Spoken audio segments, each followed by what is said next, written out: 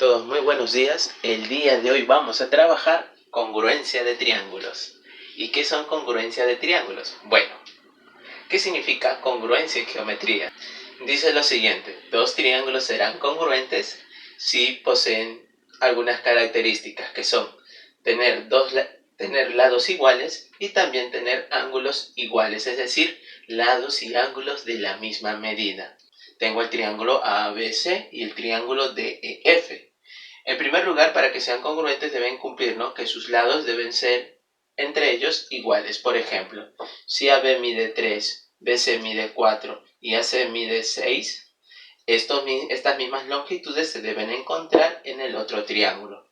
Es decir, DE debe medir 3, digamos, EF 4 y DF 6. Está cumpliendo la primera condición, ¿no?, de que tienen lados iguales. Los ángulos internos de los triángulos también deben tener medidas iguales. Por ejemplo, el vale alfa, en B vale beta y en C vale el ángulo tita.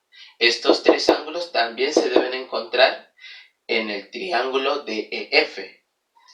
Entonces vamos a colocar en D que valga alfa, en E que valga beta y en F que valga tita. Y siempre debes recordar, ¿no?, que se debe mantener una relación importante.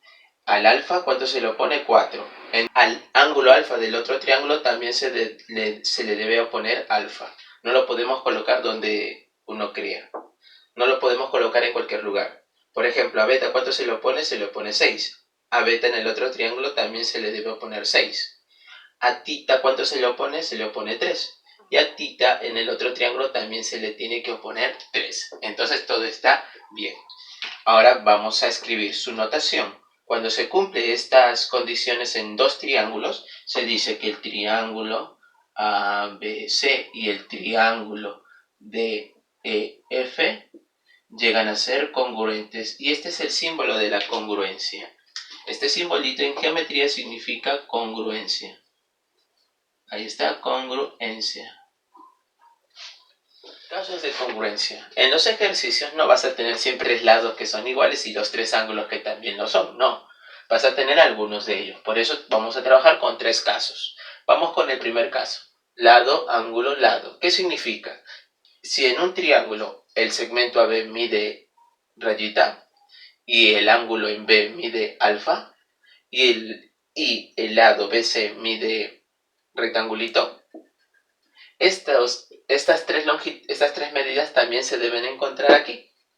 Entonces, DE que mida rayita, en el ángulo, en el vértice en E que sea alfa, el ángulo que se forma, y EF que sea rectangulito. Listo. Como observas, esas tres mismas medidas se encuentran en ambos triángulos. Se dice congruentes. Pero no es el único caso. También tenemos el caso ángulo, lado, ángulo. ¿Qué significa eso? Que si uno tiene un ángulo alfa, un lado rayita, en este caso, y otro ángulo beta, se dice que si estas mismas medidas se encuentran en el otro triángulo, en este caso de EF, llegan a ser congruentes. Empecemos. En E que sea alfa, en EF que sea rayita y en F que sea beta. Como observas, esas tres medidas también se encuentran en este triángulo. Por lo tanto, ABC y el triángulo DEF llegan a ser congruentes. Pero tenemos también un tercer caso, que es el siguiente. Cuando los dos triángulos poseen los mismos lados, lado, lado, lado, sus tres lados entre sí son iguales.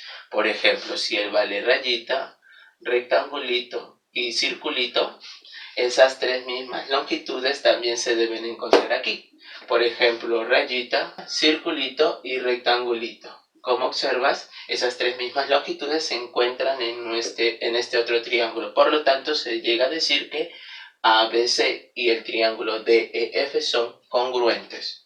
Por lo tanto, en conclusión, cuando se tiene cualquiera de esos tres casos mencionados como el LAL, el ALA o triple L, podemos decir, ¿no?, al final que el triángulo ABC y el triángulo DEF son congruentes o son triángulos iguales, si lo quieres entender así. Entonces, como resumen, ¿qué significa congruentes? Que los triángulos son del mismo tamaño porque poseen lados iguales y ángulos de igual medida.